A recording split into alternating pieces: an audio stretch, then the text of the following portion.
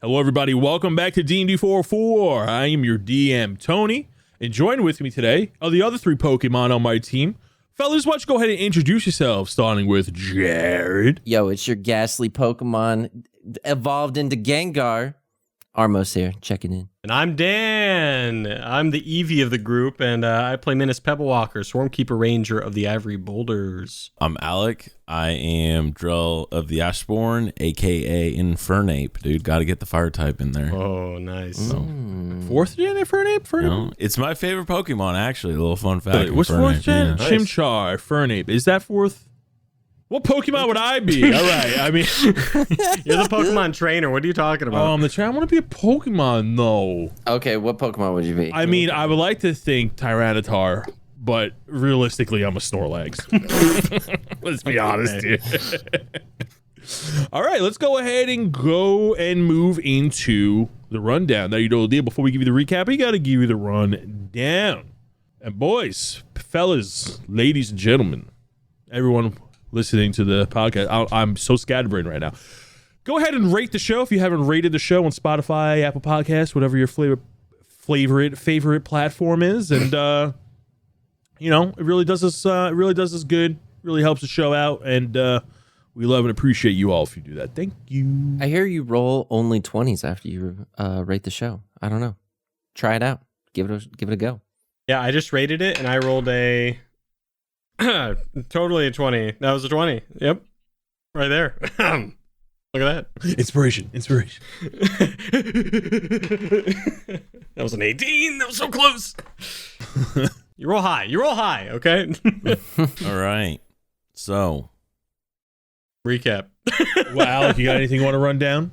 Like a Discord or Twitter or Patreon or Facebook or Instagram? Nah, none of that. No, All the info. Oh, you don't Social medias. I'm ready to start this episode. Social media. Yeah, social media stuff's down below. You know the deal. Go follow us on all the platforms. Only the cool people do. Let's hear that recap, Tony. Yeah, Tony. We're trying to play, dude, okay? Yeah, God. They want to hear the podcast. We're starting 53 minutes late because of you, Tony. I know you guys can't hear it, but the sad violin music is playing loudly on my end as I look at our Twitter demographics and analytics. It's just not. It's not okay. And I'm just trying.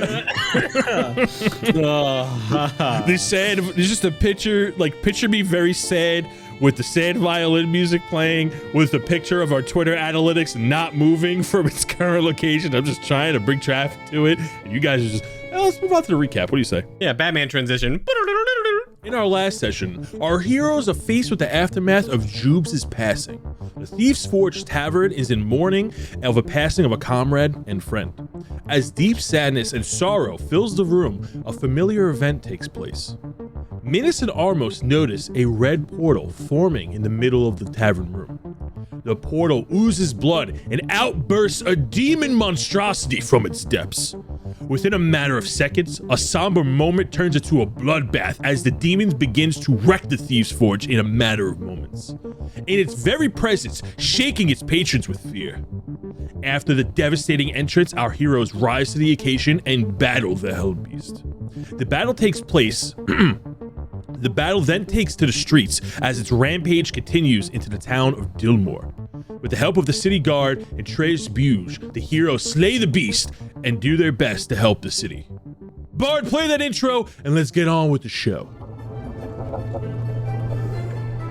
Good morning, good afternoon, and good evening, and welcome to the world of Humbrea, featuring 3 first-time adventurers and 1 very patient DM. This is D&D 404. We start this session with you just finishing up one hell of a battle. It would be like battles, because we haven't taken a damn rest. This all happened in one day. Let's recap with a short little timeline, shall we? At 2:30, you started your heist at the Red Guard Guild House. By 3:30, you got into a fight with some shadowy assassin-type people when you guys found the bag full of blood shards. By 4:30 a.m., you guys make it back to the Thieves' Forge, where you discover Jubes is dead in the middle of the tavern. And about 10 to 15 minutes later, at 4:45, the demon was summoned. And around 5:30 a.m., the demon was slain in the middle of the streets in the Red Spring district. Needless to say, you had one crazy night, but others might say that it's just the beginning of a day. As you guys looking around at the carnage, there's broken buildings, there's stands destroyed, there's anything that was loose on the ground, crates, boxes, anything, all that is destroyed. There are holes in the sides of the building where the demon has jumped and lunged off of. There are dead guards all over the floor. There are dead civilians that may have come out to check on what all that noise was and got caught up in the crossfire. There's blood everywhere, carnage. Wherever this demon went, destruction followed it. As you guys slain the beast and regain your composure, there are red guard around you, there's town guard around you, Trey Buggs is there, and the sun is starting to rise. What are you fellas doing? I mean, Minus is just tending to this soldier on the side behind the cart. Oh, yeah. Just patching him up. My knee, my knee. And he's like holding his leg, and his leg is badly gashed, Minus, as you go to tend to his wound, and he's just like holding his leg, and it looks very messed up.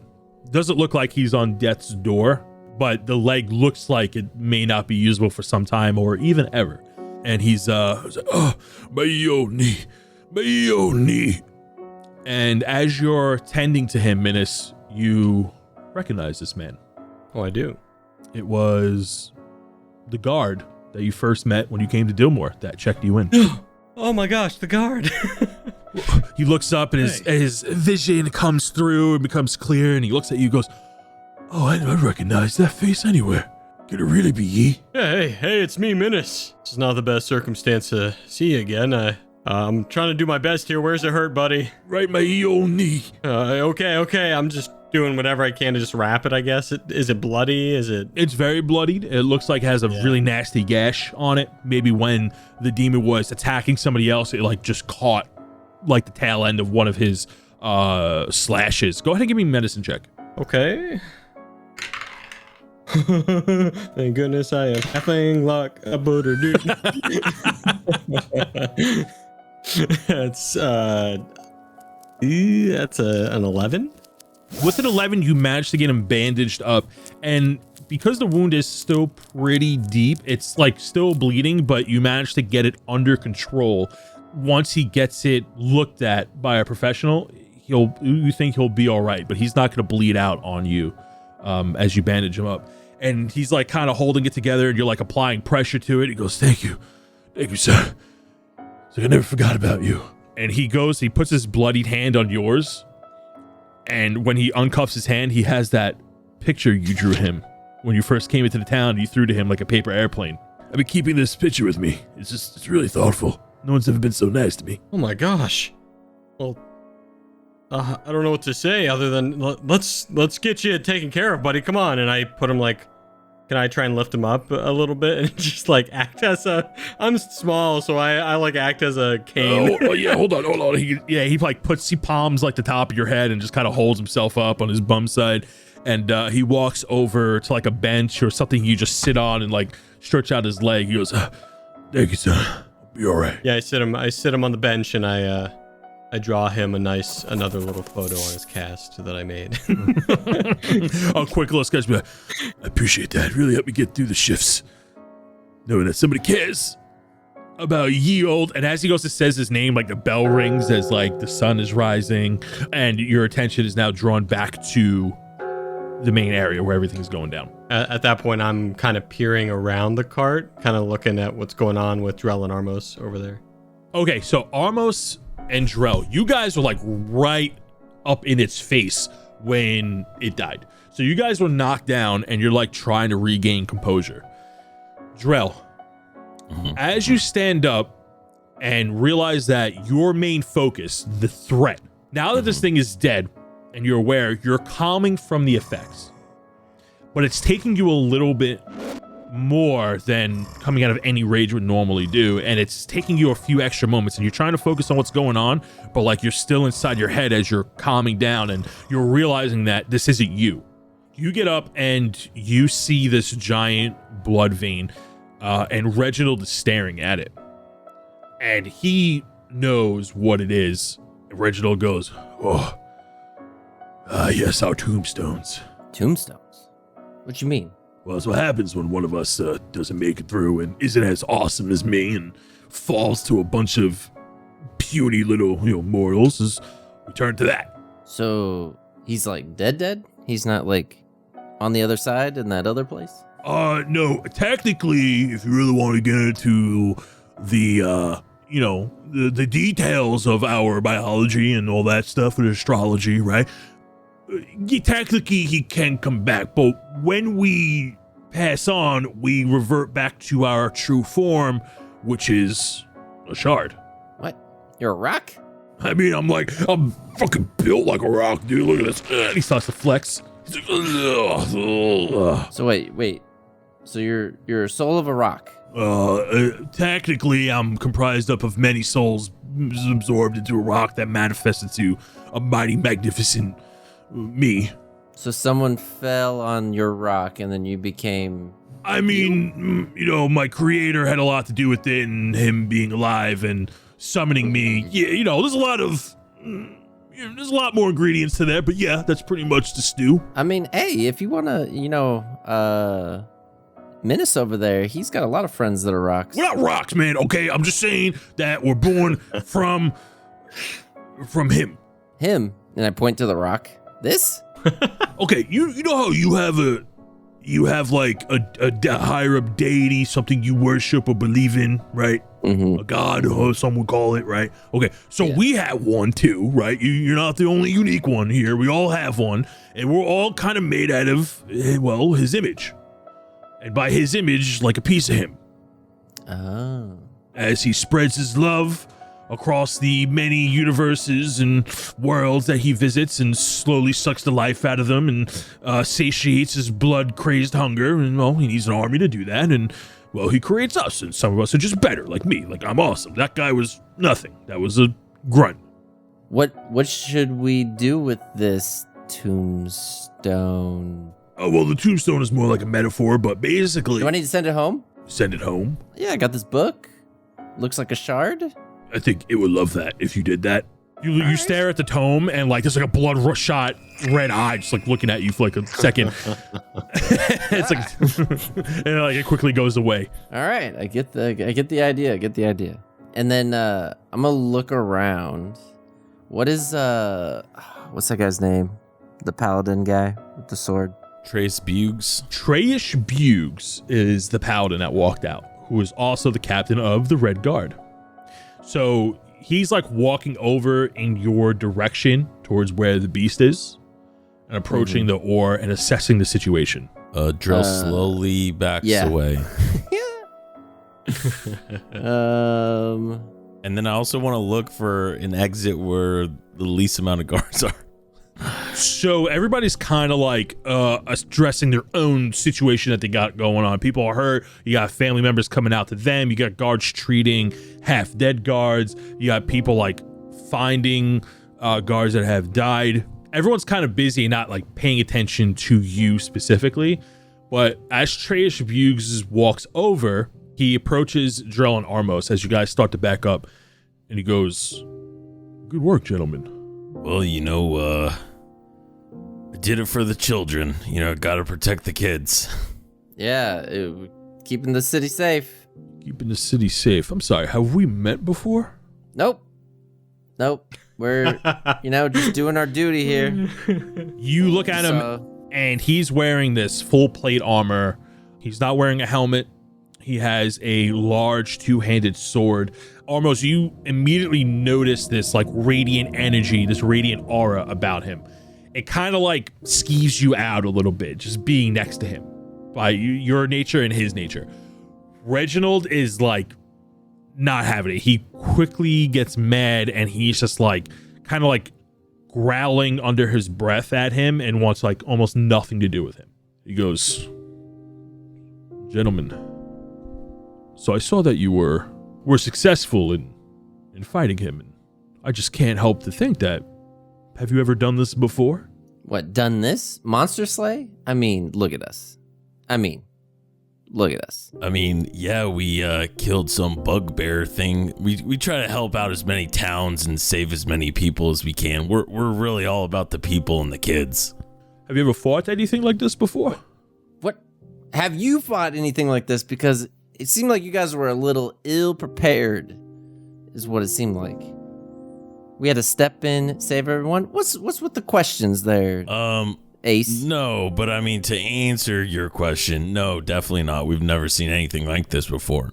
He looks at Armos and he goes, well, normally I would think we'd be prepared for any type of monster attack on our town, and as we are well equipped for it, as you can tell from our walls, but inside is just a bit peculiar. And, we were spending a better part of the night dealing with another serious situation that it's just, I guess it slipped through us, just untimely, just unfortunate. Yeah, I mean, we were here fighting this thing. I don't know where you guys were, but luckily, we handled it for you. Where'd you first see this monster? I think when it just kind of just ran into the square. We heard the alarms, we started running, and you see that dead guy? We were with that guy, and I point over to some dead body that's split in two. Just some random dead guy. And then we followed him. We heard the bells ringing. That led us down a wrong path, and this thing jumped across a roof and killed that one over there. No pants. That's embarrassing. Ass out. And yeah. So then we ended up here. Trace goes, where were you staying? Oh man, I can't even remember the name of it. To be completely honest, I can't even tell you. Between fire and place. No, that doesn't sound right. Yeah. And I look at Armos with like a staring.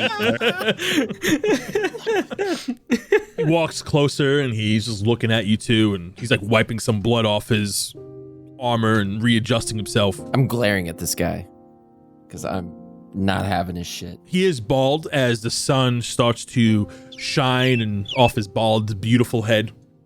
Very sheen. It's like the sunlight is just attracted to his presence. That's how he is emanating. He's just pure holiness. And he walks closer. He goes, something about you two just seems so compelling. And he like adjusts his sword and he puts it down, aims it downward like onto the floor, and kind of like leans on it a little bit. I've never seen you here before, and you guys show up about 3 days ago, and now all of a sudden, a beast that looks like it came from hell itself, like it came from the sky or the ground. Wait, how do you know we came here 3 days ago? I mind you, who slayed this thing? Cause let me take a look at the bodies. Hang on. Oh, yep. All of them are what? You guys? Are you? You needed the 3 oddballs to come in and save your asses. Menace is like peering over the cart and is like, shut up. Like, don't say 3. You see the little minotaur over there? Look at he's healing people. He's trying to take care of your little... I immediately drop into like a potato sack. Yeah, see the person healing your workers? Yep, that's him. The one helping you guys. Menace like aiding slowly creeps out from behind the cart, sweat dripping down his brow with like a potato on his horns, like, hey. Anyways, hey, it's me. I saved your friend. Trace nods his head in like a affirmation style, and he leans on his sword a little bit more, that it pierces into the ground so it doesn't move. It's just sticking out of the cobblestone flooring. And he walks closer and he looks around back at Menace and looks back at you, and he's rubbing his goatee. Do the 3 of you know each other before you came into this town and fought this beast and gallantly saved the day? We're pretty much best friends. So, you could say we know each other. Is that why the 3 of you are wearing the same green bandana? And he points to your outfit. Mine's a headband, dude. They're friendship bandanas, yes. So we don't attack each other in a fight. We know which team we're on. We're on the green team. This guy was on the red team. Why are you guys wearing all the same clothes? Yeah, why are you guys wearing all the same stuff? We're just a team. Yeah, come on. Solidarity. And he starts laughing and he looks around. Everyone give me a perception check. I am about to be like, Drell, do you need a new sword? Because it's about to be this guy. Gosh, thank goodness for halfling luck. And I still only got a 7. I got an 18. Drell, you know with an 18 that as you look around, he's like looking around too, and he doesn't have any of his companions by his side. They're all kind of just dealing with the aftermath and kind of worried about themselves at the moment. So nobody's really paying attention to the conversation, and it's just a little too noisy for anyone to really care or eavesdrop. And he goes, "Oh, friendship bandanas make a lot of sense. You know, the three of you and some other of your friends would be wearing similar garments, I would assume. Perhaps you have some other objects or trinkets that might confirm this friendship. One would assume." He gets a little closer. He like looks around one more time and kind of puts his back to wall off from any prying eyes. And he shows you his palm and he goes, "Perhaps some trinkets to understand that everyone's friends here. You know, some friends might carry around the similar trinkets and things and tools, one would say. And when you look at his hand, he has the same scrying stone you three were using during your heist that Jubes gave you.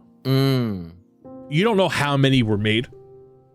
Jubes just handed you one.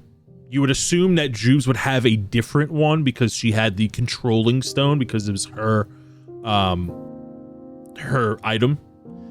Perhaps said friends would like to have a small conversation with each other. Perhaps in about an hour in my office, and perhaps we could learn more about this beast that we've never seen before, and totally not coincidental that it would show up when you three showed up." Yeah, I got no idea what you're talking about. But What's in your hand? Make me a deception check. Man, this is so far down he can't see what's in his hand. Well, I don't even know what's in your hand. Well, Joe, Minus, aren't you still by the cart? I just started walking over, so I'm like getting close. Like, what? I don't even know what you mean. so that is a 19. Would you say deception? You didn't say anything. You don't need to roll one. I rolled a 19. Okay. It would have been a 17. Yeah. But He looks at the stone and he looks at you. Okay, I guess you don't know what I'm talking about. But if you change your mind, I'd love to know your thoughts about the events that transpired here. Wait, why does he need our thoughts? Didn't we just tell him our thoughts? Girl, you told him our thoughts, right? yeah, and I'm really hurt. I could really use some sleep. So, I'll maybe try to fit you in to our schedule, but I could really use some food and a nap. I'd be happy to accommodate. At the Red Guard Guild House, we have a smorgasbord of delicacies and foods and drink that would just be so delightful. Hey, this one likes cheese, so if you got that, you might get able to get Plenty him. of cheese. He says that we want to meet at what time? And how long ago? Within the next also- hour. An hour, mother. Can we like take a nap? Can I roll? Can I do like an insight check as I'm talking to him? Sure. What are you rolling for? What are you trying to I want determine? to see. So I guess as he was showing us the stone and as he's inviting us, I want to see if he's trying to put on if he's trying to convince us he's on our side, or if it seems more like genuine. Go ahead and give me an insight check. That is a 6. You really can't get like an accurate read because of how stoic he is and somewhat professional. You kind of feel like you're being interrogated, but you do find it out of pocket that you feel like when he shows you a scrying stone like this, that's like a huge gotcha type tool, right? Like if he thinks that you robbed the place and then showed you a scrying stone, like that would be in like court or when someone's trying to prove a point in front of people and he showed it to you in private. You thought that he was interrogating you at first, but that threw you off and you kind of can't get a read on what his true motives are. But he's trying to let you know that he knows a little bit more than you're letting on. I mean, I could go for some cheese. Okay, so I want to talk to the guys without the dude in front of us. Be like, hang on one second. So I pull the guys over. As you guys go to pull away, he goes, "Gentlemen, I have some more business to attend to, but I'll be in my office within the next hour or so. So if you decide to have our little conversation, you can find me there. It'll be nice and private." And he walks away. He takes a sword from the stone floor as now like there's like a little crack in it. Some guy in the background goes, "Oh, I gotta fix that later." And he walks in the direction of the Red Guard Guild house. The three of you can now talk with each other. I don't know what's happening. I don't know if what this guy's motive is, but we could definitely bring it up and pin it on. Well, I mean, I said we don't bring up anything and see what he says first, and then we can. Oh yeah, absolutely. Like, but if he starts making accusations, this is I was like, we also don't need to really blurt anything out and give us and what we're doing here away. And Drill like just glares at Minus. All right. Well, I think we need to check on our pals as well. I don't know how they're doing over there. We could go over there and ask them if they know anything about Treyas, and then see. Yeah. It's a great idea. I love that for us. We love that for us. What are you fellas doing? We're gonna go back outside the Thieves' Forge, and Thieves' then Forge, like see like Hugh and all of them, and see like if they're even there. how they're doing. Yeah, if they're even there still. So as you guys leave the red, Whoa. First off, I want to smack the shard with my book. Ah, there it is. so there are people. So this is a very big stone. Yeah. People are looking Darn at right. it. People are looking at it. I walk away. I can't wait. walk away. Drell starts walking down an alley where no one else is. I'm gonna be looking like He-Man when he sticks his sword up in the air and lightning strikes it. That's what this is gonna look like when I smack it with my book. He's dash actioning. You want to do that? Why would I not? Who's gonna stop me? We just killed this damn thing. This is technically ours. It is pirates waters, okay? It is now our vessel. I try and do like some kind of distraction. Like, could I step up on something and try and distract people?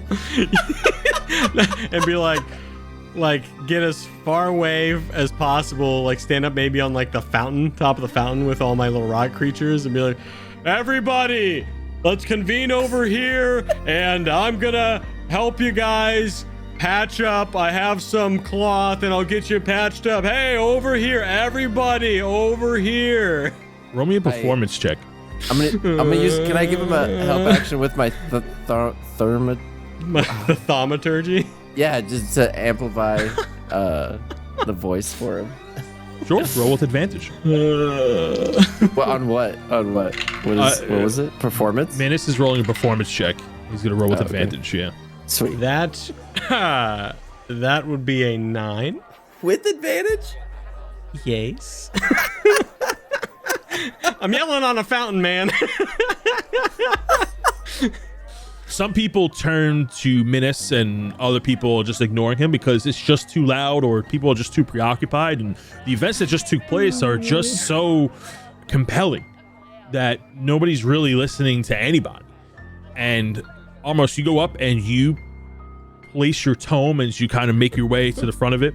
You make your way to the front of the ore. You place your book upon it. Reginald's eyes go wide as the blood shards within the ore start to snap and spark like red electricity. As it gets closer to your book, you hear like an electrifying boom happen. Very, very quiet, not ground shaking, but it goes psh, and all of the energy, the green and mixed with red, goes straight into your book. And now the ore, the rock part of it, looks very hollow, where like all of the blood shards would be, have completely erased itself from it. And people are looking at you and they're like, what did you just do? Then you hear Minus go, no takers, all right, see ya, and he starts walking away. People are just shocked and they're kind of in awe and like a little scared of you almost, as you just walked up to this stone. Yeah, right. Placed a book. I love it. I used my thermatology again just to amplify it. Wait, hang on. I pick up the book, I start turning around, and I just look off into the distance as I'm walking away, and I'm just using my racial talent to make my voice boom 3 times louder than it normally is, and be like, today when you're walking around and you're enjoying your day, you will look back on this moment and realize that I'm the reason that you are safe. And the 3 of us are gonna walk the fuck out of here without hearing another thing. And I make doors shut and lightning and the ground also tremble to make sure that everyone knows not to fuck with us. And I walk the fuck out of the square. People start to back off, and even the guards aren't approaching you, as everyone looks pretty scared around you, and they kind of like make a path for you as you walk away. I've cut up to Drell and I'm like, hey, so Armos kind of just did the thing and everybody's going crazy back there, so I'm just gonna keep walking, okay? Keep walking. I don't know you or whoever you were just talking about. And we just hear in the distance. As the three of you leave the Red District, Minus, you see a familiar face off to the side. Not hugging a building, but like he's kind of like near one of the corners of like the main town square where this fight took place. And it is old Henry looking at the scene. And as you're walking out, he looks at you and he goes, "The town will bleed red at dawn." Wait, this is that old guy that like we tried to track down? Yeah. That like got away from us? Yes. Hey guys, that hobo's over there. Okay, number one, that's an offensive term. Is it? Um. Oh, what am I supposed to say? Boho. It's boho. It's There's not a hobo. boho over there, guys. I would actually go with housing challenged. Housing challenge. You guys head back to the location of the Thieves' Forge, and you see a giant hole. One of the buildings is completely burned down, and it looks like the fire was now under control and extinguished. And there are a bunch of people in the streets near the building, and it looks like the patrons of the Thieves' Forge that happen to make it out have created a new spot on the street where a bunch of them are kind of sitting in a circle around boxes and helping those who are injured. And you do see Baldy and Hugh among those people, and everyone's just kind of like helping each other out. And they set up like this little campsite under the burned down tavern, across from the burned down tavern, and try to get their bearings. I kind of want to just walk over to him. Yeah, you guys walk over, and there are a number of patrons that you've seen in there, some that you recognized. You see that there's a lot of bodies on the floor with like blankets over them, tablecloths kind of hiding the unfortunates that did not make it out of that tavern alive, whether they were burned or horrifically killed. What's going on, guys? Hugh turns around and goes, "Huh? Oh, it's big man." Baldy goes, "Hey, it's big man. Hey, what's up, fellas?" Looks at the three of you, then kind of sits back down on his box and turns back to Leslie and Hugh and Jubes on the ground. We met that Treyas guy. Leslie goes, Treyas Buse? Yeah, what's his deal? You guys know anything about him? Hugh goes, no, all we know is that he's a part of the Red Guard. He runs the show up there. Why? Let's just say he walked up to Armos and I and revealed a scrying stone, kind of like the ones we have. Oh, is that what he was holding? Like this? And I pull mine out. They look kind of like this one. Yeah, exactly, Menace. Like the ones Jubes gave us. And he was trying to, I guess, hint at the fact that he knows more than we think, I guess. So I just wanted to see if you guys knew anything about that. The three of them look at you and then look at each other and they go, wow, that doesn't check out. And Baldy goes, I was there when she made them. That doesn't make sense. He had his own. Baldy goes over to Jubes and checks her body to see if she still has hers. And he goes, that son of a bitch did something to Jubes, I swear. And Baldy goes into one of her pouches and pulls out a scrying stone. He goes, no, hers is right here. Okay, could it have been Bando Boris's?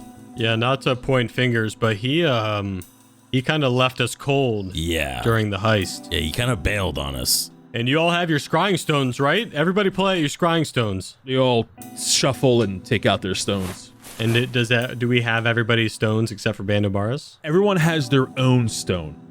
And the one that was on Jubes' corpse, but nobody has Bando Boris. How long have you guys known Bando Boris? Quite a while. He's in this town a lot. I mean, he was a part of the group before we even joined. Him and Jubes go way back, or did go way back. I mean, that's really all he showed us. He invited us back to talk to him at the not Thieves Forge, at the Red Guard Guild House. But we're pretty much trying to see if we're gonna be set up with a trap. So, did he have anything that looked like this on him? And Baldy points back to Jubes' utility belt, and there's a lantern on her belts, but the lantern looks cracked and broken. It looks like whatever oil was inside of it has dripped out. But the lantern doesn't look like the lantern that you guys would use. It looks very gothic. It looks very out of place for how a normal lantern would look.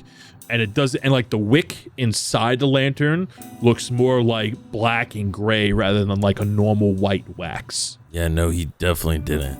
I mean, if he has it, then he has Band of Baris, but if he didn't show you that, I don't know. The three of them look at each other and go, was Jubes working with Treyas? I mean, we watched her make these stones and hand them out. How many did she make? I mean, we really didn't count. Leslie goes, conspiracy. It's all around us. Well, hey, do you want us to go into this meeting and we'll try and get as much information as we can? Is there maybe something you can give us where, I don't know if you have more stones where you could kind of listen to the conversation, but... No, only Jubes could do something like that. She was the crafty one. Baldy looks at the pouch and her things and looks back at you three and... Okay, all right. He takes the lantern off her belt pouch and goes to bring it over to you three. And as they do that, Hugh and Baldy go, no, what are you doing? No. And Leslie goes like, you're going to give that to them? And Baldy goes, listen, I'm in charge now. I'm the most senior here. Well, you don't have any more juice for it right now, so you're going to have to find some. But, well, this is how we got to Lord Baron's Divider so easily. Or, well, how Band of Baris does it. And he hands you the cracked lantern. What is this? What do we do with this? It's a lantern. You use it for light, dude. They said it does other stuff, Drell. Or wait, is it just a lantern? And I like lean in. Well, it does provide light, but what it does is, well, it's how we got our nickname, the Shadow Smugglers. And the three of them get like kind of heroic had that false courage for a second. We use that as passage to get in and out of the city. Band of Baris and Jubes would travel through Shadowfell to get to Lord Baron's Divider and kind of plane shift a little bit. And it gives like this weird smile. Shadowfell. Still doesn't explain what this damn lantern does. Menace is just staring at it and like tinkering with it, not getting it. Baldy goes, well, okay, so you light it, and then what happens is as you walk to it, you're walking into technically another dimension, and... Yeah, okay, another dimension. What's a dimension? Armos, you know what Shadowfell is, and Drell, you would know this as Purgatory. Okay. Menace, you probably know it as Purgatory as well. So Shadowfell is where when people die but don't fully ascend to the afterlife, they go to Purgatory, and Shadowfell is a form of Purgatory. And Shadowfell, from legends, have it. Armos, you know this to be fact, that Shadowfell is a mimic, a mirror image of the material plane. Now we have this? Thank you. You have a broken version of it. Yeah. Oh, I'm gonna fix this. I'm like, how do I turn it on? Looking like a kid just at Christmas. Just got a present. As you tinker with the lantern, just at a rough gaze, you can see that the glass is broken on it, and where you would fill the lantern up with oil is cracked open, and whatever oil was inside of it has dripped out. So it is empty. Start shaking it. Yep, broken. Yep. Can also spend like this time, I guess, as we're talking. I kind of want to spend the time.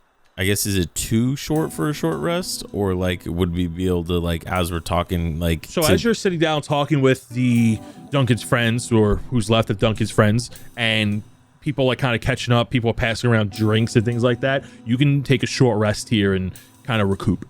Also, because you absorb the ore vein, you get +4 all your attacks for the next 8 hours because you absorb the shard. Let's go see the baldy. Oh my god. The three of you manage to catch your breath and drink some water and recoup as best of your abilities and head back to the Red Guard Guild House. Didn't Armos do a little speech too? Oh, fuck yeah, I'm ready to go. Dude, I will kill this guy. We're gonna go in there, we're gonna get this bald bastard, and we're gonna vindicate our names. And this town is gonna remember us from this point on. They were no longer call us the Red Devils, the short little one. Wait, who's that? He's talking about Reginald. Oh yeah, Reginald, you're the short one. Whoa, would you? Yeah, I guess I am pretty small in this form. I'm not even gonna. Yeah, I guess you're right. It's okay, buddy. Look at me. I'm kind of short But too. I'm bulky. I got all this hay. I got this backpack full of it.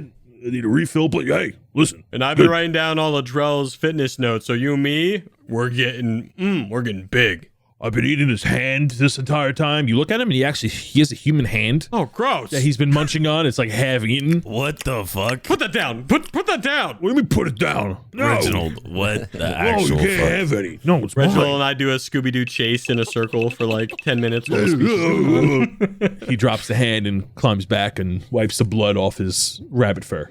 So you guys head to Red Guard Guild House. Oh my god. I'm ready to kill this guy. Let's go. Well, before you try to kill him, let's just maybe see what he has to say. Armos is fired up, literally. Ready to go. He's beaming with energy. Things pulsing. He's gonna whip open that door and be like, meeting time! You guys are walking into the building. Yeah! I just kicked open the door. Let's go. You kick open the front door and to the Red Guard Guild House, and there is a receptionist there waiting and taking notes. Minus has his disguise glasses on, so the receptionist won't remember him. Goes, oh, hello. How can I help you three today? Hi, my name is Synap Stone Turner. Nice to meet you. Nice to meet you, Inap Stone Turner. How can I help you? Synap. Synap. It was Synap. Oh, hello, Synap. I got a meeting with the big guy. And not this one, and I point to Drell. I'm not talking about this one. She looks in her registry for today. She goes, oh, obscure meeting with 3 weird individuals. Yep, okay. Have you right here. You can go on to the back and hey, Atreus will see you. You walk back and you see that the weapon racks are cached and a lot of the Red Guards have returned and stowed their weapons as you walk down this hallway. And at the other end of the hallway is Trey's Buggs' office, and you knock on the door. There's no way Armos is knocking in this door. Kicks that door open as well. Fuck doors. Boom. Hey, you kick the door open, and Treyus is at his desk, and he has a sword leaned up against the wall, and he's looking down at his notes, and he does not look up, and he goes, oh, I see you've arrived.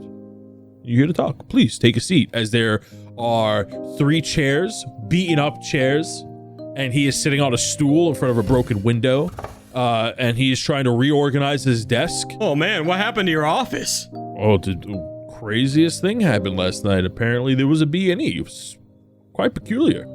Bacon and eggs? Yeah, they had a bacon and eggs here last night. Quite strange. Chased them right into our office and they broke my window. What did my window ever do to them? Please shut the door behind you. Drill shuts the door. Hey, And gentlemen. he looks at Armos and like gestures for Armos just to sit down and chill for a second. He leans in the corner just fuming. Just and at times he starts pacing because he's just so amped up and ready to go. Yeah, we're gonna from get the- him. Yeah, we're gonna get the him. shard We're that gonna he get this absorbed. bastard. Who does he think he is? Radiating all this holy energy. Is there like anime Douchebag. smoke over his head? Yeah. It's a thundercloud. Just Yeah. ready to go. Now we can speak in private and don't have to speak in secret messages. Does he recognize Minus with the glasses on? Roll me a D100 for me. Oh my gonna god! roll Please so you roll it can in Yeah. D&D Beyond, Yeah. please. All right, get. Dang it. I mean, it's respectable roll. It's a 78. Okay, no. Just a recap of what these magic glasses that I gave Minis. These are prop glasses from an old magic set he used to use as a kid, and something happens on 1 or 100. Yeah, That's it. It's just something goofy. It's not game breaking, but it's just something funny that happens. And if it ever came up, we'll cross that bridge when we get to it. Moving forward, he goes, "Oh, I see you got some spectacles on. You look quite sharp. I didn't realize you needed glasses to see. It's good to know." Yes, that is why I wear these. And I look at Drell and wink.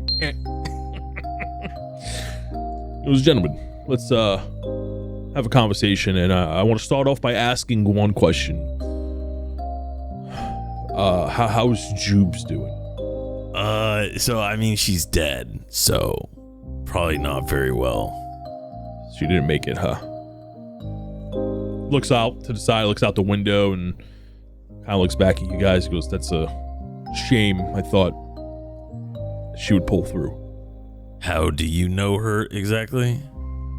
He reaches back into his pouch and he puts a scrying stone on the table, and he goes, "Well, Jubes gave that to me.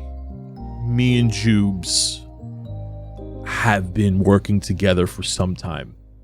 The heist that the three of you performed last night was part of a bigger plan." Heist? I mean, Drell, I think he knows about the thing. Shut up, Menace. Shut up. The thing, though. I think he knows. Go on. Mm-hmm. You see, Jubes and I have been working together to getting these blood shards to Lord Baron. Wait a second. Are you a good guy? He looks at you and goes, "I serve the light. I walk with him and live vicariously through him. I am holy, and of course I am good." He shows like a sigil that is part of his oath. Oh, you're a palindrome. Yes, I've heard of those. A polyhedron, yes. A paradigm. Okay.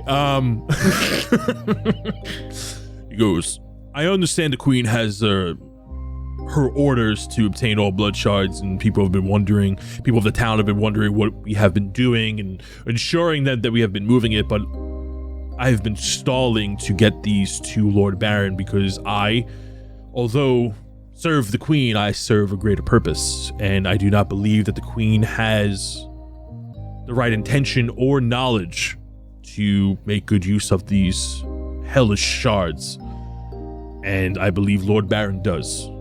Jubes and I have been working together to transport these blood shards to Lord Baron. And we came up with this plan last night, and that involved you three. And our basement, our secret spot for these shards, was tampered with. What do you mean tampered with? What does that mean? I had placed a holy rune to protect those blood shards. And outside of the hallway, which the room that contained the blood shards, there was a alarm set. I have set this alarm. However, at some time during the night, it was replaced, and I wasn't around to fix it. There are a number of Red Guard members that aren't on the up and up and are servicing or are part of a cult.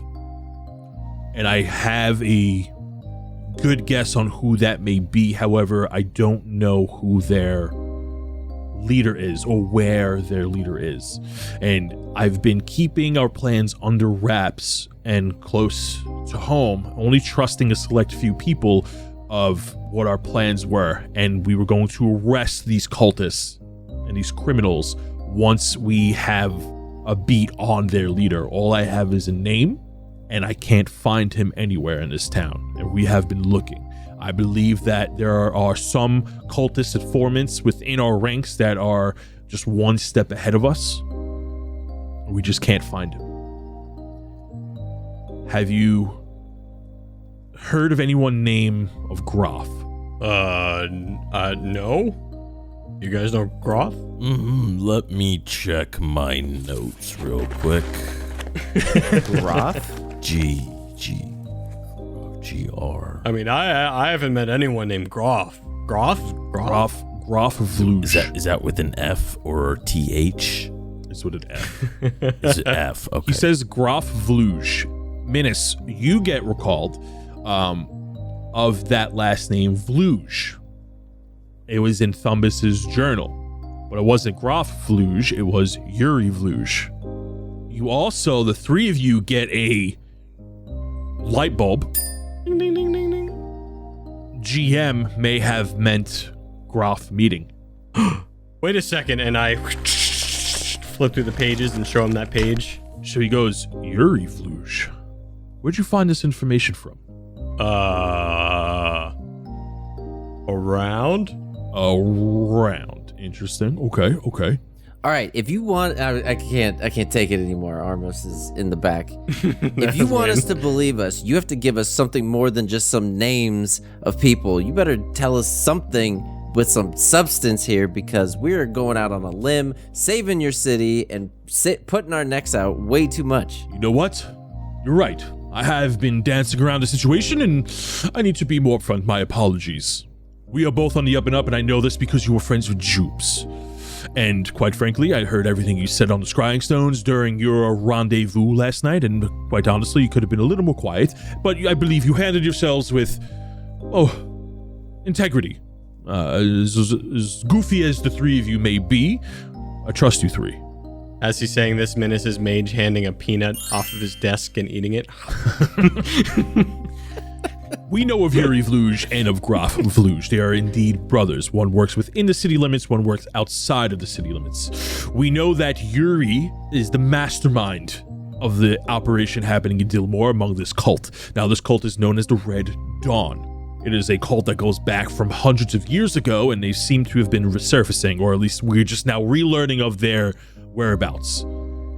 Groff works within the city. He's the inside man and is giving orders from the inside and trying to get a hold of those shards. If you looked inside that bag, you would have noticed a shard that looks very different from the rest. It looks, flawless. That is Yuri's shard. That is Yuri's gem. Without that gem, Yuri is powerless, and we have been doing everything in our power to track him down, but when you broke that seal last night, he had power over his gem again.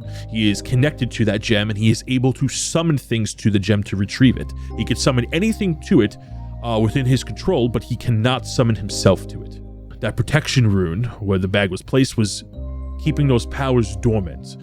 And, in theory, he can just come through the door. He could send monsters and to just come through the door, and we'll be, recreating that whole fight again, but he is smarter than that. He knows next to me that his powers are limited. However, his brother does pose a threat, and the unknown amount of cultist members in the city also pose a threat. And once I find Groff, I will act on those plans, but I cannot act before because Groff will just get away. I mean, I guess while we're being completely honest, I'm pretty sure Thumpus Wolfrey's stealing from you, so there's that. Yeah, this guy, and I finally flip over the page and show him the journal. He reads your notes on the journal and he goes, I didn't think he had it in him. This is news to me. It would also make a lot of sense because he helped me set up, some of the protections downstairs. So if he's working with Yuri, then this all checks out. Where is that Thumbus? Yells out of the office. He gets up. He goes, Agatha, has Thumbus left the building? Agatha goes, I haven't seen him since. Haven't seen him. If he left, he probably left before I came in. He goes, interesting. He calls one of the guards over, and a guard runs up to the captain's door, and he goes, please check on Thumbus. I want to see if he's still in the building. He goes, yes, sir. A few moments pass, and he comes back, and he goes, Thumbus is not here. He's not on the vicinity as we know it. Would you like us to go look for him, sir? And Thumbus goes, no, I was just wondering if he was still in. I just had a question for him, but it could wait. He closes the door, comes back to you, and he goes, Thumbus doesn't seem to be in the building. If I send guards out to go retrieve him, somebody's going to know something's up. Do you have any idea where he may be? I hand him my journal to look over. So you seem to know quite a bit. Why would he have a summoning portal to send things? He reads the notes a little bit more and he goes, I don't know too much about summoning portals. These are ancient techniques that I believe the cult did to worship their god, or their false god.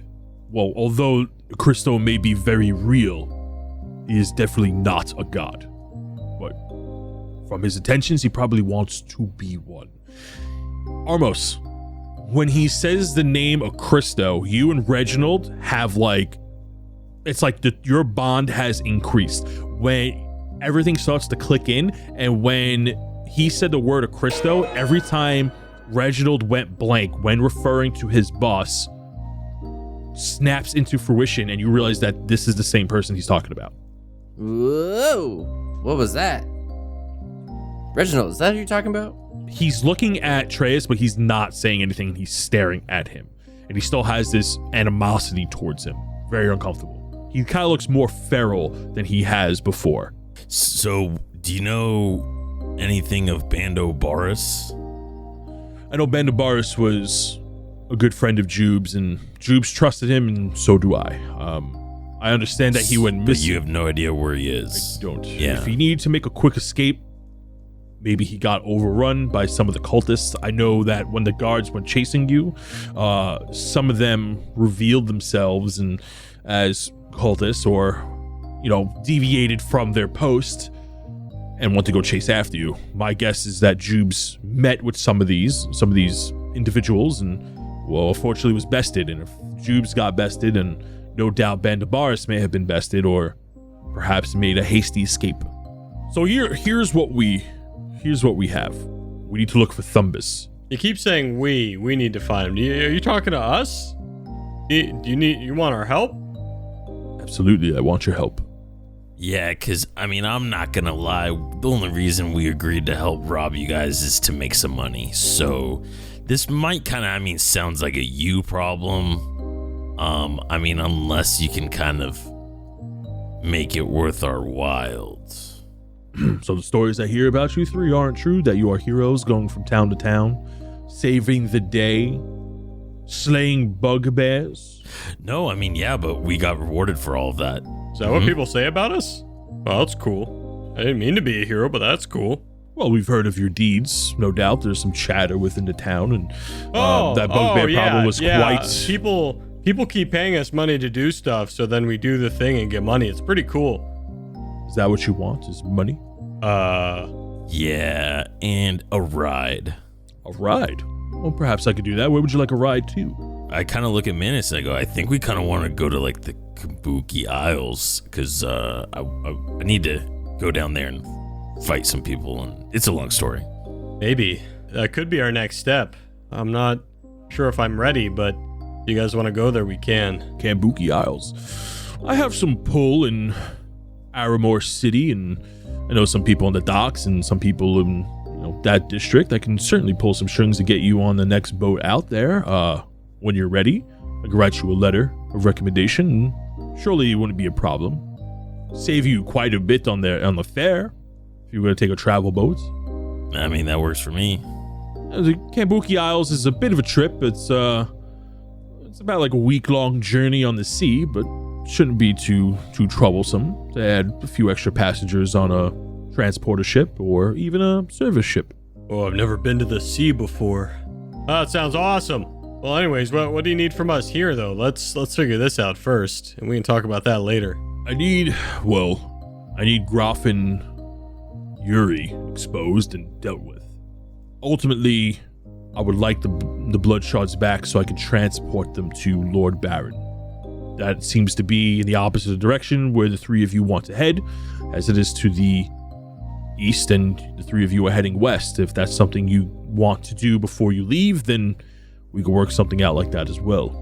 Yeah, I plan on getting paid for these things, so I'm not really letting them go until I see some money.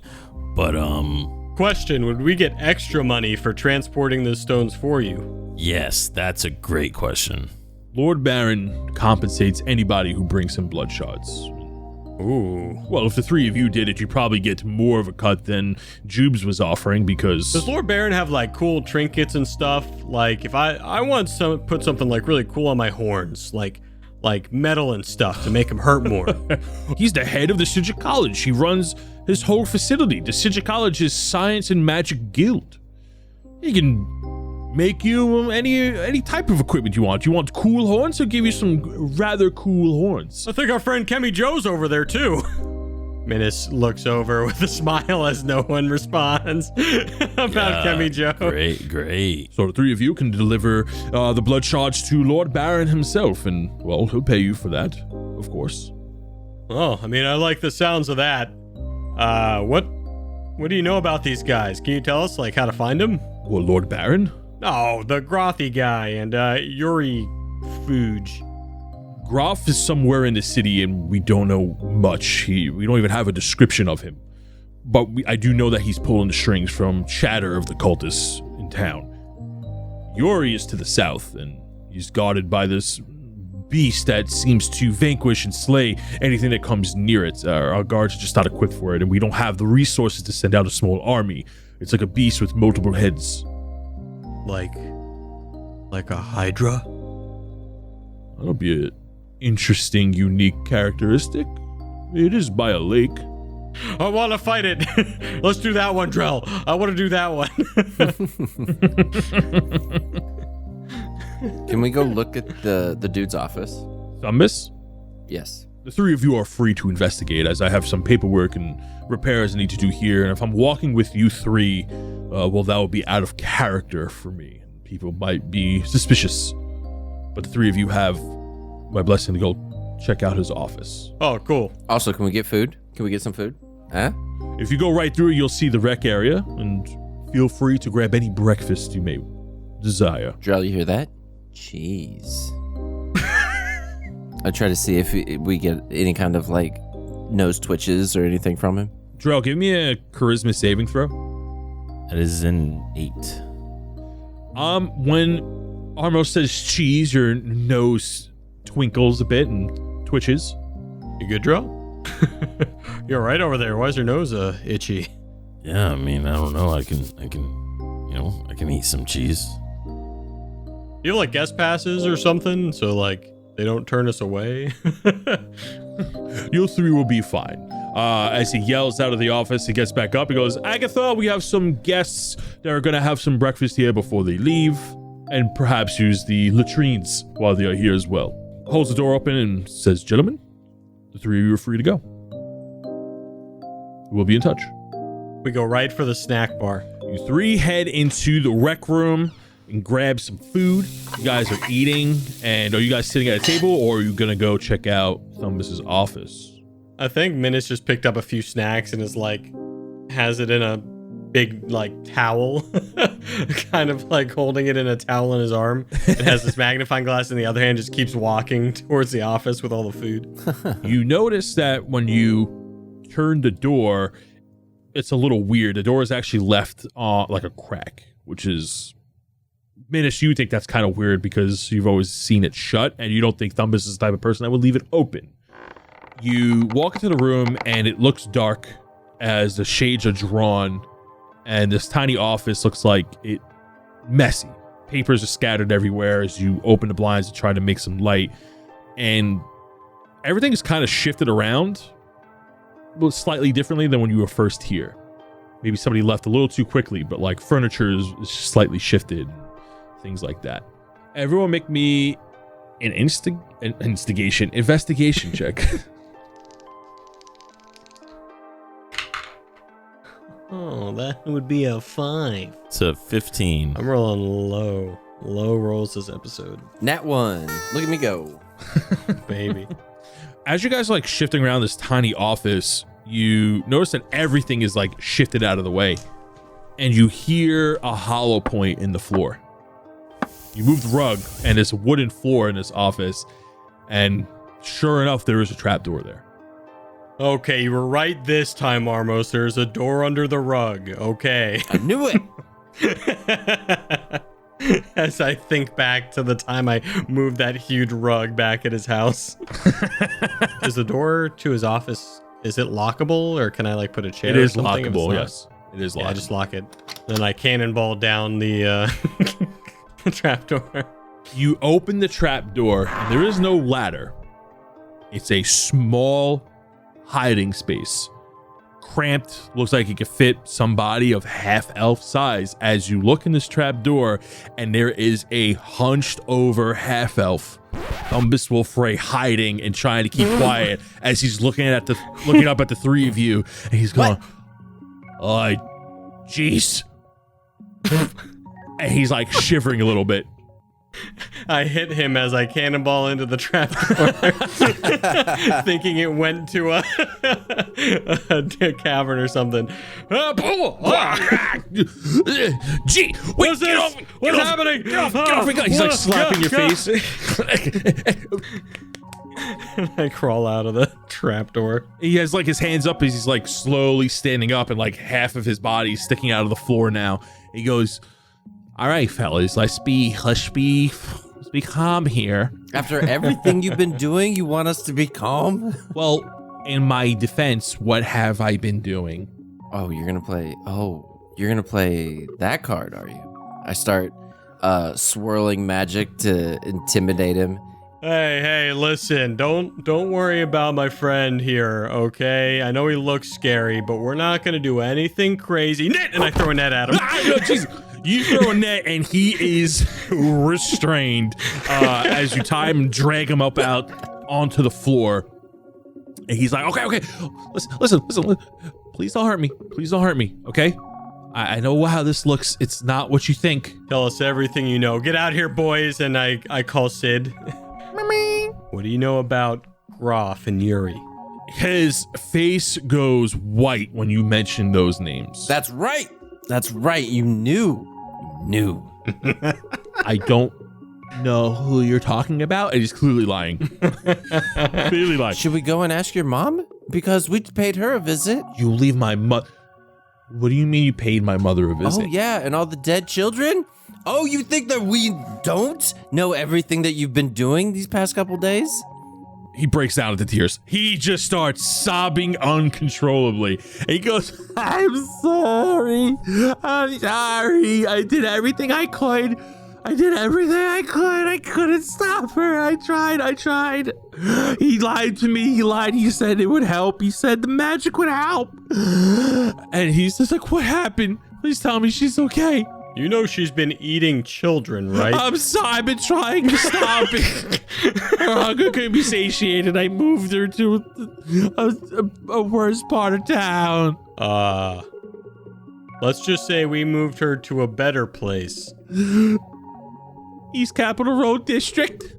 A place that... Is she alive? No, she's definitely dead. There it is. We definitely killed her because she ate kids. Like, that's just point blank period what it was. He goes quiet as he slumps back down in the net he's captured in. He's like, at least she is in a better place. The penthouse of the sky. And starts to cry more and sobs uncontrollably. Armos, what's a penthouse? I'll tell you when you're older. Oh, okay. Tell us everything you know. Start yelling again. They put me up to it. I swear, I couldn't say no. They put me up to it. Please. In my best Batman voice, I'll go, where are they? I don't know what he's doing, but I follow suit. Yeah, where are they? Yeah, they approached me. They said they could help if I just helped them. He said if I just gave them a few shards, they would help my mother, and they turned her into this monster. And then they kept threatening me and said they would take her away. I like this voice, Armos. All right, tell us more. Okay, it's hurting my voice. I can't do it anymore, Armos. Where are they? Like, you don't know where they are right now?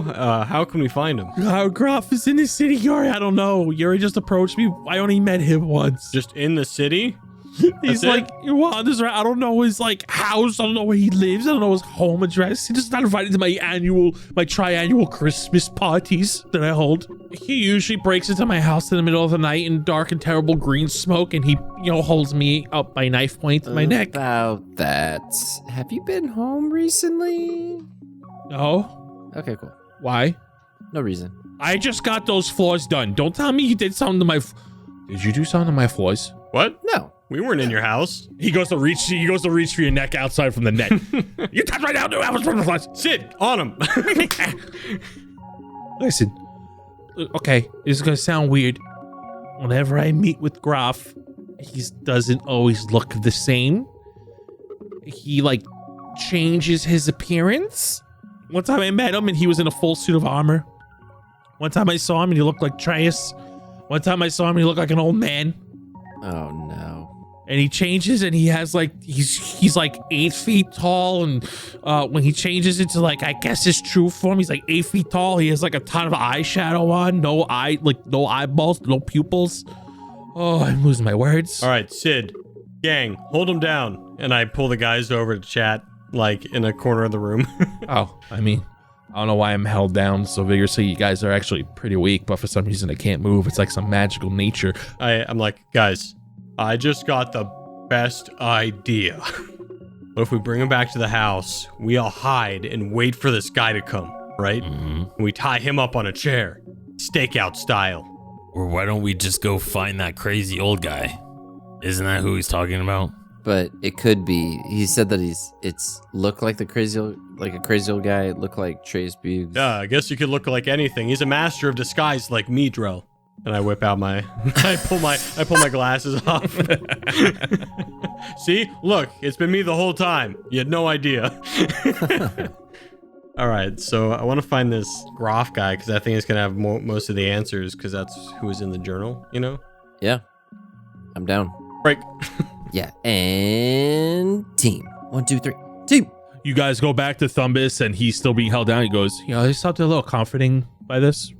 Very nice, actually. Oh, guys, you're not supposed to hug him. Get off. Me. Thank you for being there in my time of sorrow and need. I appreciate that. I pick him up and I put him in a chair and I lean it back like he's about to fall. Do you like this now? You comfortable? That's right. There's more where this came from. Oh, did you see that? I almost dropped you. That's right. We're going to go to your house because I'm sure this... What's his name? Groff? We're going to go to your house tonight and we're going to stake that place out because I'm sure Groff is going to want answers on what the hell has been going on. And we are going to confront him. And you're going to follow all this or else everyone's going to know real quick about what your grandma's been doing in the lower districts. Oh, God, no, please, no. Nobody should know. They just know her as a sweet, kind old lady that used to give out sweet, hard candies to the kids. What time does he normally contact you? He'll probably come to me tonight because I didn't meet with him yesterday. Perfect. Well, he's going to be meeting us tonight. Don't worry, we'll keep you safe. I mean, don't do anything rash. I won't. As Minus starts to kind of like get won over by how like pathetic he is. Okay, so you guys have a plan. If you guys want to stake out his house, perhaps you can gather some supplies. We can just do a little time skip, and you guys can take a long rest at Thumbus's house if you'd like while you wait. Lovely. I definitely get the before we leave. I definitely just get the location of Yuri before I go in case we need it later. Oh, yeah. Okay, are you taking Thumbus with you? Oh, yeah. Oh, Okay. yeah. So you escort Thumbus to Treyas's office. Treyas is there, and Treyas goes, Thumbus, shuts the door. How could you? I am so disappointed in you. And Thumbus goes, I'm sorry. I just want to make amends. I just want to help. I did it for her. I did it for my mother. I don't want to hear it. You've let me down. You've let Dillmore down. You've let the name Wilfrey down. How would your family think? He goes, I'm sorry. He begins to sob more. And then Treyas gives you, he writes out a little map of the location where Yuri is believed to be. And it is, for your notes, the south of town. It's like the halfway point between Dillmore and another lakeside town. Hands you that little package of papers with that information, and the three of you walk out. You disguise Thumbus where he doesn't look like a prisoner, as you guys are kind of keeping these things under wraps. Hopefully nobody catches what the three of you are up to. You go back into town, and people are now trying to fix up the town. You go into the market, and a lot of the stores are closed. The Perfect Tincture is closed. a lot of the like fruit vendors are trying to like scavenge and, you know, repair anything they have lost in that fight. You do see like some stores open, and you manage to get any food that you might want, but real basic stuff, nothing's really being cooked right now because people are just helping other people. You gather some food, and the four of you walk to Thumbus's house in the upper district. Are we doing a long rest time skip here? Yeah, I think we're just kind of resting up a bit before the stakeout. So it's pretty early. It's like starting to become like afternoon now as you settle with all your equipment. You go to Thumbus's house and you start to set up, and you're like preparing the area, and the three of you are exhausted as you try to sleep and regain yourself. You guys take turns taking shifts as day turns into night. Armos, when you sleep, when you take like your afternoon nap or your long rest sleep, you sleep pretty well and kind of filled. You, Reginald, sleeping on your tummy, and the two of you sleep pretty soundly. Minus and Drell, you guys, when you saw this demon, you two were frightened. You were horrified at its presence. And its presence, what frightened you the most was this thing, like you couldn't comprehend what you were looking at. Minus, when you sleep and try to rest up, you are having nightmares of this demon, and like you're catching yourself wake up and then like putting yourself back to sleep, and you're having nightmares about this demon eating you. You also getting like flashbacks to when Miranor was bullying you, and like the demon is like somewhere in the background making it worse, and it's just, you don't rest very easy. Drell, you have similar type of dreams. Miranor's in the background. No, you are in the frigid north. You are next to this giant dead wolf, and it is harsh weather, and it's so cold that it's even bothering you as a Goliath. And this demon is in the background lunging from the darkness, and every time it lunges at you, you wake up in like a cold sweat, and you manage to put yourself back to sleep, and you just don't really address it, but you don't get the best sleep either, as you are plagued with these nightmares. Is there anything the three of you want to do before the long rest is finished? Can I, with a rope and the net, set up like a trap to drop the rope when he appears? Sure. When Goff appears? Mm-hmm. I'd like to try and set that up when I am awake doing my watch. Okay. So you kind of home alone the house a little bit. Almost, if there's anything you want to do right now at the end of your long rest, you can do it. Nice. I want to give a inspirational speech. Okay, all right, metagaming a little bit. Okay, cool. We're going to get this smoke little fuck, and we're going to bring him down, and we're going to get his brother too, and we're going to, be awesome badasses. It's going to be great. High fives all around. Bam, bam, bam. Extra hit points. Enjoy. Also, I smash I'm like, Joe, hey, you know those blood shards? Can I get one? Yeah, about that. So you're gonna act like your book just absorbing a giant mountain of shit is like normal to me, Minas? Or were you gonna kind of explain like what the deal is? It's just one. No, yeah, I know, but I mean your book literally absorbed something. I've never seen that before, so I was gonna, ask you about it to I need my fix, man. Well, I understand that, but like why? Like what was that? Oh, hey, look at that. I think I see some smoke coming from under the door. And I try to divert the conversation. Oh, no, I guess it wasn't. Oh, man, we better be on the lookout. Just tell him, man. He was right there the whole time. Drell, can you just give him the thing before the big man upstairs gets angry with him? Oh, wait. Yeah, Reginald, why don't you just tell us? Well, you see, I can't. It has to come from him. And he points back to Armos. Man, I thought you were cool, man. I am cool. I'm the coolest guy here. I'm also really hot if you saw me in my true form, because it's actually really hot where I come from. Temperature-wise, it's not comfortable. You didn't tell him about the pact yet? Look, listen, I can't go over the terms and agreements of the pact, but it has to come from him. I mean, Okay. You guys see Reginald. I mean, we kind of have a deal. He does a little tap dance, claps his hand. So, he kind of needs the energy, or my book kind of needs the energy, or else my my die. Oh, why didn't you just tell us that?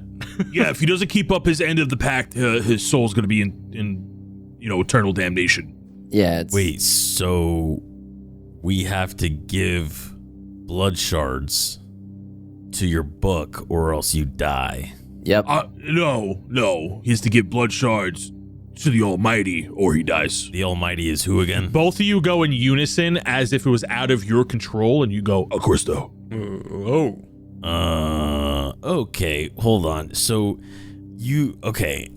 I mean, Reginald, I'm not gonna lie, I pretty much figured that's where you were from. I mean, you're just a demon. You're a bunny that just keeps claiming you're a demon over and over again. So I mean, he just ate a hand. Reginald mimics you. I pretty much know where you came from. but Armos, wait, so you are from that area as well? You're from the underworld? You know, I'm not, but I'm getting the feeling this isn't where I'm from either. But I don't know. I'm still trying to put everything back together. No, we're not from the same place. He just made a soul binding pact to my master and offered his soul in exchange for awesome power, and he has to satiate his end of the agreement. I don't really quite understand this yet. I don't quite get dude. what's happening, but Armos, I'm by your side, man. I'm not gonna let this Acristo guy mess with you. If we need to fight this guy, I'll fight for you. You know, I like that you guys are, feeling my addiction. I appreciate you. And I take one of the blood shards. Wait, hold on. That's weird because Menace said that. Drill like smacks Armos' hand away from the bag. Wait, so you're like, every time you put a blood shard into the book, you're like feeding this demigod or whatever he's called? Yeah. Does he like absorb the power? Like are you just sending souls back to like the other realm? Oh, he's sending innocent souls back to the other realm for sure. There it is. Yep. Menace is taking a blood shard out and is like putting it closer to the book, testing out of curiosity. Nothing really happens. There's no like reaction immediately. Reginald, I guess just quick question. These souls that are in the blood shards, are they like innocent souls or like bad people? Depends. Whoever put the souls in there, if they chose to put evil people in there, sure, they're evil. If they chose to put innocent people in there, sure, they're innocent people. I mean, morality is a gray subject, He has a pipe in his mouth now, and he has a college jacket on with elbow pads. He goes, morality is a concept by you mortals. I mean, what is really good? What is really evil? I mean, is life black and white, or is there gray moral ground? So you're saying Armos's one life is worth sending all of these innocent souls to a demiplane? No, I'm saying he made an agreement with this guy to, fuel the Acrylis shard, which is in his book. I can't believe I'm explaining all this, Armos. Come on. I know. This was not in our terms of agreement. Menace is now dinking the blood shard on his book. Hey, stop that. He has to Why do isn't it. this working, Armos? He has to do it. Oh, yeah. Here, let me show you. As Armos takes the shard and puts it to the book, horrible screams eternally vibrate through all three of your bodies as the souls go from the shard into the book, as this terrible screech echoes to the three of you, and Armos feels great as the shard evaporates into thin air. Jarrell looks at Menace and he goes, yeah, you did that, Menace. Congratulations. And walks away. Huh. I guess I'm pretty powerful after all. Yep. As he's walking away, he goes, yep, you definitely just handed over poor souls to a demiplane. Congratulations. Wait, what? It could be evil. Morality is a concept. Menace was like not paying attention to their conversations, now like on the ground looking at his hands shaking. What have I done? I mean, it could be evil. He looks at Armos. It could be evil. I don't know. Let me see. Let me see how I feel. I feel pretty good. I feel pretty good right now. So... As the three of you converse, as the minutes and hours tick by, a bell jingles within the house. Places, everybody, go, go, go, go. As the three of you are holding up in the living quarters, there is a silhouette of a person in the far corner of the room. Thumbus immediately looks over and he goes, "Oh, he's here." No, he's tied to a chair with his mouth gagged.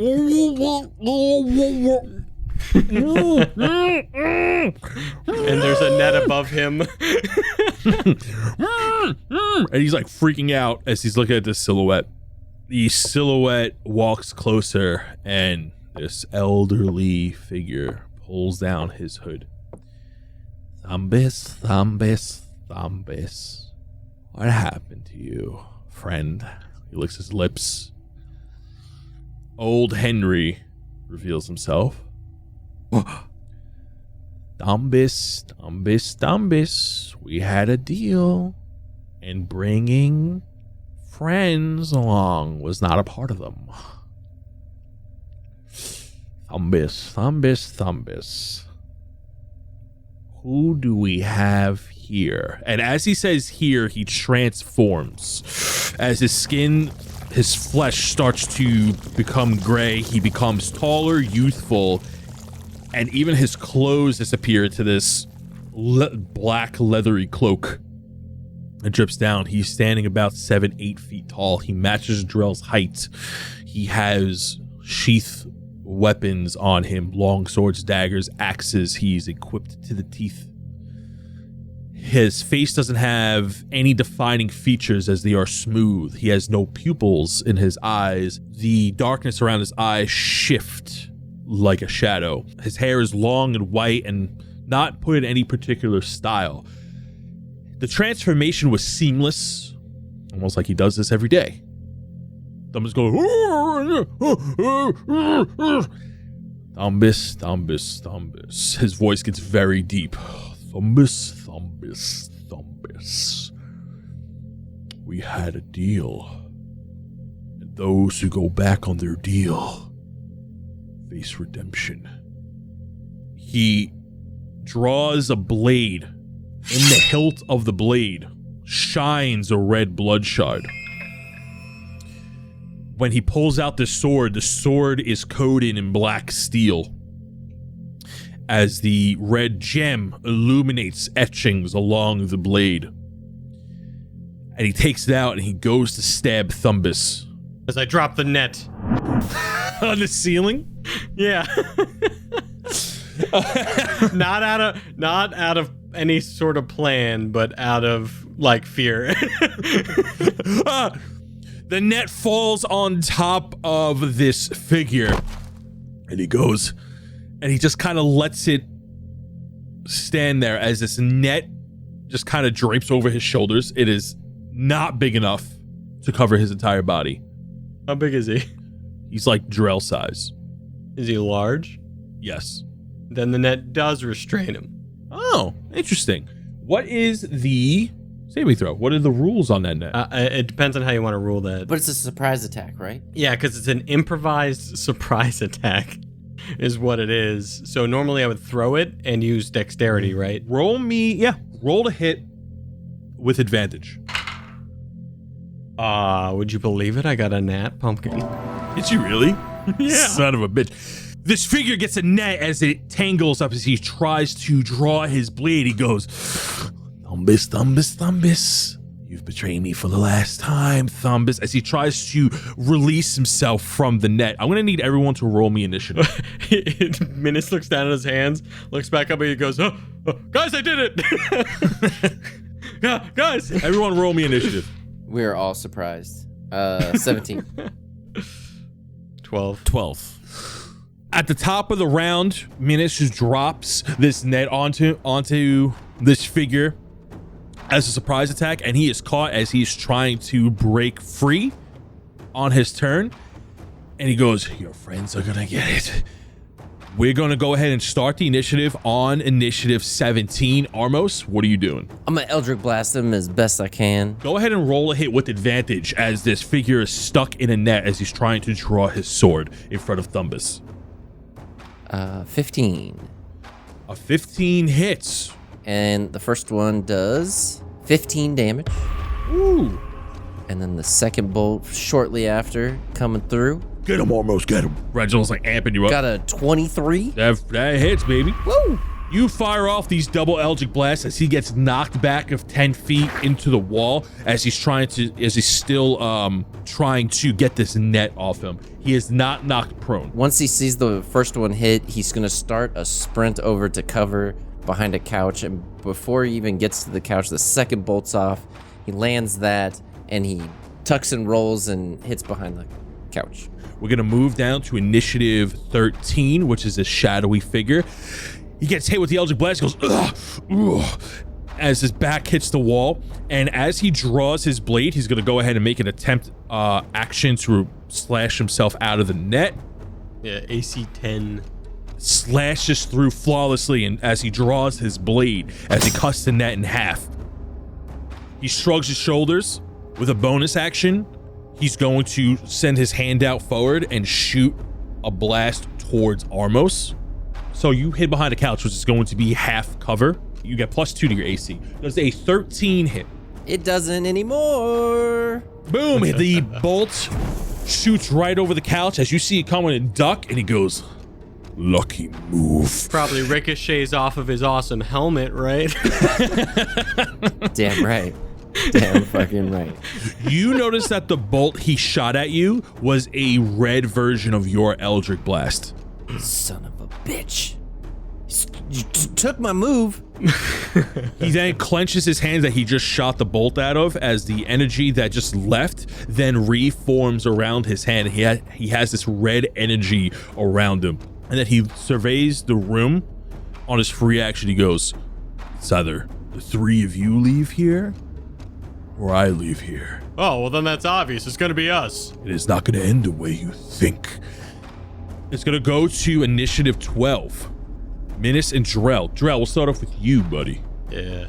Okay, so since Thumbus is right in front of me, I'm just gonna toss him out of the way and be like, look out, bud, I got this. Marmalade. And then I'm just gonna take an attack onto the shadowy figure. Sure, roll a hit.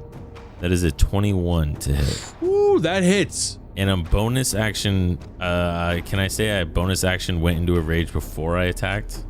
Sure. That works, right? Cool. All right. So since I'm raging, well, I guess since I kind of just threw Thumbus away, I'm gonna try to just slash him straight in the chest because he's my height. So I mean, I'm not gonna try to. I guess I'm just gonna try to hit him like center mass.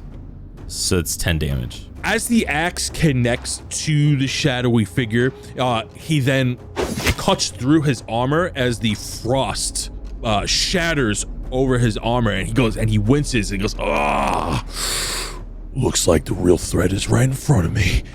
As he grips his blade tighter. Minus, your initiative. We got this, guys.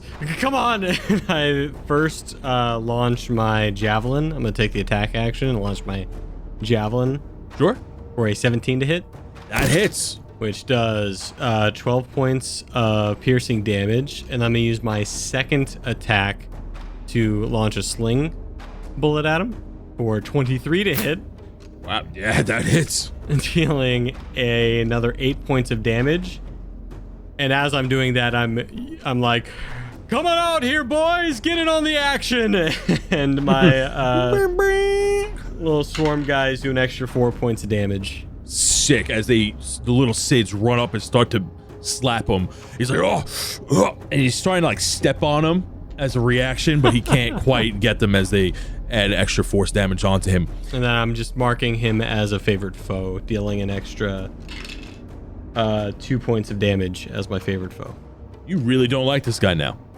Exactly. You're going down. He goes, I hope you try. Rolling to initiative 20, his red energy fueled hand grips the blade of his black steel sword as it ignites the shard. And he goes, well, let's see how you deal with some real pressure. A few seconds pass, and a loud bursting happens outside of the outside the window. It sounds like a fleshy pop. The screams start to fill the streets. All the commoners begin to scream as you hear sounds of tearing flesh and undead groans. something bursts through the window, a small ball that quickly turns and unravels itself as a human hand. Following its lead, all the other windows in the house start to crash as all these different limbs start crashing through the window, and these legs start hopping in. These hands start crawling up the walls. There are rolling heads. You hear screams coming outside from the house, and you hear this giant monstrous groan go, and you hear a terrible shriek, this classic 70s horror movie go, "It's the ogre!" And that is where we're gonna end this session. Not the ogre. The ogre. Oh, the one with all the hands in it. Oh. Ogre, I hardly know her. Okay. Where have we seen know this thing? that Yeah. before? Have we seen something like this? Yeah, so that is the end of this session. Boyos, you have learned quite a bit of information. So much. Quite the lore dump. And a little bit of action sprinkled on top of there, too. You are facing quite the foe. You have learned that Treyish Buggs is quite possibly confidently on your side. You were handed some weird items. There's conspiracy going on in the city, and perhaps Leslie was even right. Fellas, we got a lot to talk about in the after show. You know, I'm just really glad we made it out of that alive that whole day, and we finally got a rest. I was very hurt. I have spell slots again. Yay. I think it would have been a lot worse if Minus didn't home alone the house. I have to say. Thank goodness. I didn't think that was going to work as well as it did, to be honest. I'm happy to use this guy. Lots planned with this one. He's got Eldritch Blast. Fuck this guy. Yeah. And now you have hands flying in through the windows. Can't wait. You can't wait. Only the best Eldritch Blast will survive. Mm-hmm. You got a lot to theorize on. If you want to theorize, go ahead and head over to our Discord. We have a whole channel filled with people theorizing on what's coming out, what monsters they may or may not be fighting, or who the villains may or may not be. Well, I mean, if you want to hear us talk about our own theories, Patreon. Patreon.com/DND404. That's patreon.com/DND404. And we always do an after show on there where we talk about what happened in the episode we just shot, you know? So go there. Along with other bonus content. Make sure to check us out on Twitter at DNDPod404. Yeah. And if you guys want, give us a shout out on Twitter. Tell us if you like what we're doing. Need us to change something. Just anything. You know what? Hit us with some dice rolls. We'll make up something. Oh, yeah. Actually, yeah, that's an awesome idea. Ooh, that's quite interesting. Alec, what do you got for us, baby? And we keep saying this, but we are trying to do something soon in the Discord, like interactive with people. So we're still brainstorming. Yeah, I'm cooking up encounters to just be like, yo, I'm going to run a boss encounter for whatever reason and just have people in the Discord just fight random monsters. And guys, as always, please share the show. Please tell your friends, tell your mama, and rate the show, please. The rating of the show is really helping us out. And for the plethora of new people joining in, welcome. We hope you're enjoying the show. And we love you and appreciate the support. And we'll catch you next week. Say bye, everybody. See you Later. Toodaloo, motherfuckers. Bye. It's time to shout out our lovely Patreon supporters, starting with the Sidgwick College alumni. First up, we have Ulrich Shieldusk, representing the 3 Ds: dangerous, dedicated, and dapper. When Ulrich forges a suit of armor, it's like watching couturier Luca Mosca himself tailor John Wick's suit. Practical and fashionable. Our newest college alumni is Alara Dawnstar. Do you hear that? No? That's because monks of the astral cranes of the Ivory Copper Mountains don't make sounds when they strike. Legends say when Alara is done working out, the gym takes a break. They also say that Alara can do a push-up in a sit-up position. Oh, you feel that breeze? That's just Alara practicing her kicks 3 miles away. Moving on to Humbrea's heroes. First up, we have Pascal Elliott, aka Charcoal Darts. She is the wild magic artist of DND404. She recently just started messing around with conceptual art actually, and put a banana on a wall which sold to a gorilla for many rubles. Next up, we have Man with Glass with a 5-star wanted level, as it is confirmed that Man with Glass has been stealing all the alchemist beakers in Humbrea. His master plan is to crush the competition and seize a monopoly in the alchemy market.